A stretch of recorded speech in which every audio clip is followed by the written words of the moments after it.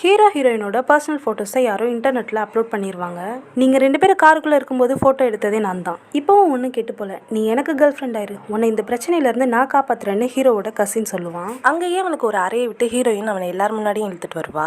அப்போ ஹீரோவும் அங்கே வருமா, இந்த வேலையை செஞ்சதே இவ தான் அசிஸ்டன்ட் சொல்லுவான். ஹீரோயின்ட்ட அடிக்கடி வம்பு வளர்த்துக்கிட்டு இருப்பாள் ஒரு எம்ப்ளாயி. அவள் தான் கசினோட கம்ப்யூட்டர்ஸ்ல இருந்து ஃபோட்டோஸ் எடுத்து போஸ்ட் பண்ணியிருப்பா.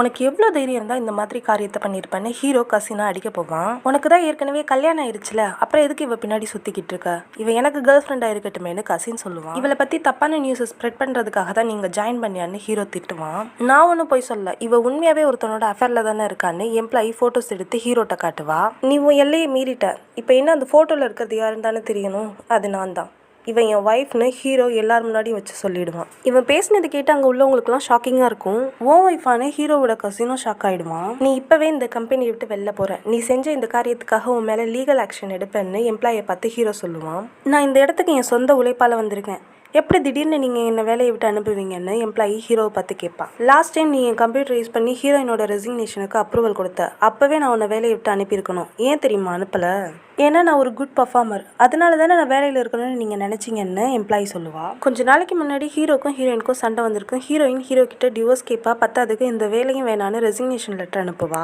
அப்போ இந்த எம்ப்ளாயி அந்த ரெசிக்னேஷன் லெட்டருக்கு அப்ரூவல் கொடுத்துருவா. பத்தாதுக்கு ஹீரோயினையும் ஆஃபீஸில் உள்ள எல்லாரும் முன்னாடியும் வச்சு தப்பாக பேசுவா. இவ்வளோ செஞ்சதால நீ இனிமேல் ஆஃபீஸ்க்கு வேலைக்கு வர வேணான்னு ஹீரோ சொல்லிடுவான். அப்போ இவளுக்கு சப்போர்ட் பண்ணிட்டு ஹீரோட்ட பேசினதே ஹீரோயின் தான். அவள் இந்த கம்பெனிக்கு ஒரு நல்ல எம்ப்ளாயி, படிக்கும் போதே பார்ட் டைம் ஜாப், எஜுகேஷன் லோன்லாம் எடுத்து தான் படிச்சிருக்கா, ரொம்ப கஷ்டப்பட்டு இந்த இடத்துக்கு வந்திருக்கா, அதனால அவளுக்கு இன்னொரு சான்ஸ் கொடுங்கன்னு ஹீரோயின் ஹீரோட்ட கேட்பா. ஹீரோயின் சொன்ன அந்த வார்த்தைக்காக தான் ஹீரோவும் அவளை மன்னிச்சு விட்டுருப்பான்.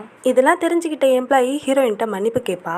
என்னால் உன்னை மன்னிக்க முடியாதுன்னு ஹீரோயின் கோவமா சொல்லுவா. அந்த எம்ப்ளாயி அங்கேருந்து போயிடுவா. இந்த பிரச்சனைக்கெல்லாம் காரணமாக இருந்த கசினை ஹீரோ ரூம்குள்ளே வச்சு அடிப்பான். உனக்கு எவ்வளோ தைரியம் இருந்தால் என் ஒய்ஃப் கிட்டே இந்த மாதிரி நடந்துப்பேன்னு, உனக்கு தெரியுமா உன் ஒய்ஃப் 10 வருஷமா ஒரு பையனை சீக்கிரட்டாக லவ் பண்ணியிருக்கா, எப்போ வேணா உன்னை டிவோர்ஸ் பண்ணிட்டு போயிடுவான்னு கசின் ஹீரோவை பார்த்து சொல்லுவான். அதை நினைச்சு நீ எதுக்காக கவலைப்படுறன்னு ஹீரோ அவனை பார்த்து கேட்பான். இந்த வீடியோ உங்களுக்கு பிடிச்சிருந்தா லைக் பண்ணுங்க, கமெண்ட் பண்ணுங்க, மறக்காம சப்ஸ்கிரைப் பண்ணுங்க. தேங்க்யூ ஃபார் வாட்சிங்.